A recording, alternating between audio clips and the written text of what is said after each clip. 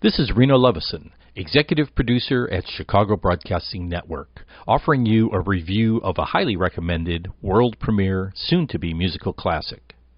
Have you ever heard the name or term Scaramouche? Maybe you remember it in the Bohemian Rhapsody, or maybe you've seen the 1952 film. Scaramouche is a stock character in the Italian commedia dell'arte, seen as an unscrupulous, boastful, and an often cowardly rogue whose swagger collapses when confronted by real danger.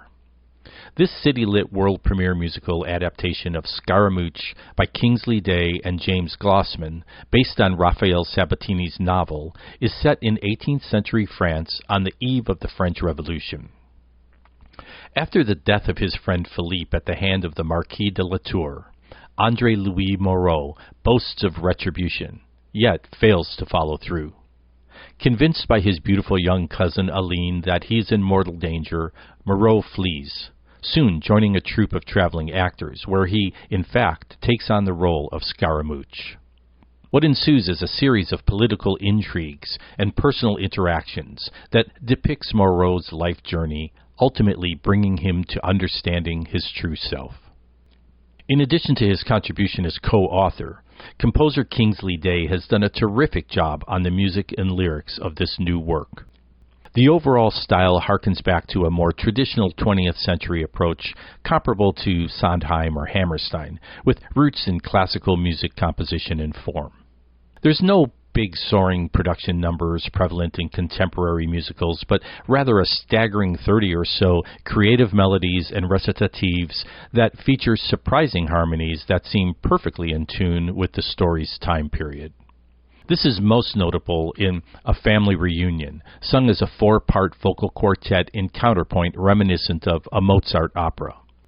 Entitled to Be Happy is sung as a charming duet by Aline and Moreau, setting up the tone of their relationship.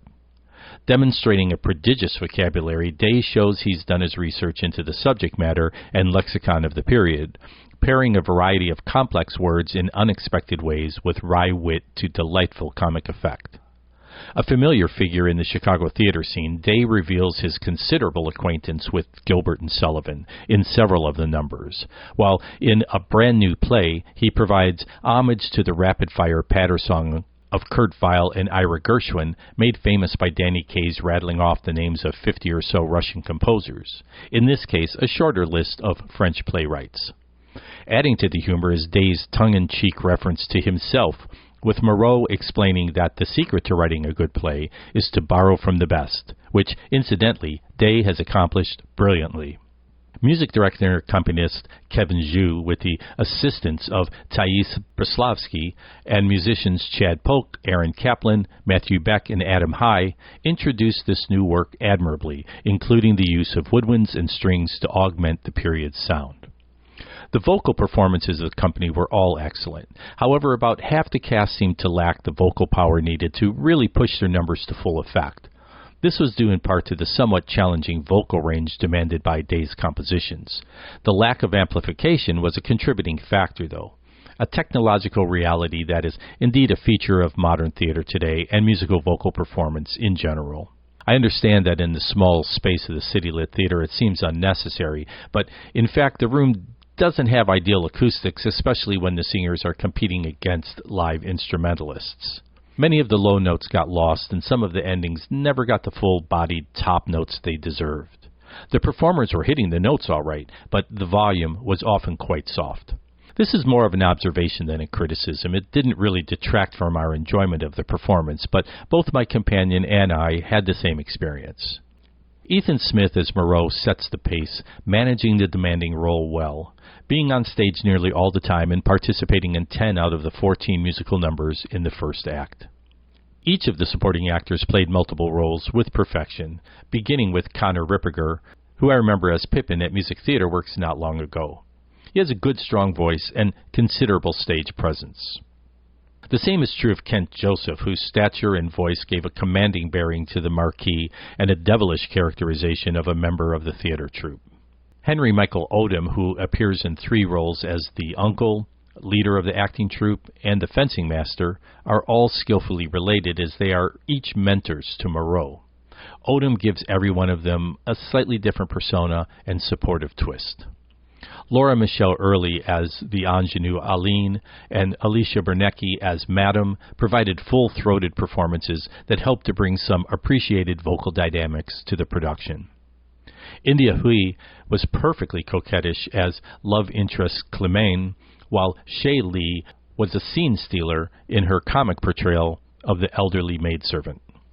The trio of royalists, Kent Joseph, Rachel Bayatno, and Ed Rutherford, had their moment in the perfectly evil number, Robin Redbreast.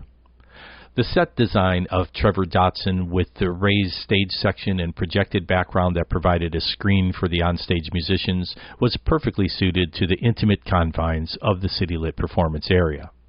The lighting effects of Jackson Mickelson were very effective in managing the mood and offering a certain muted vintage quality to the production.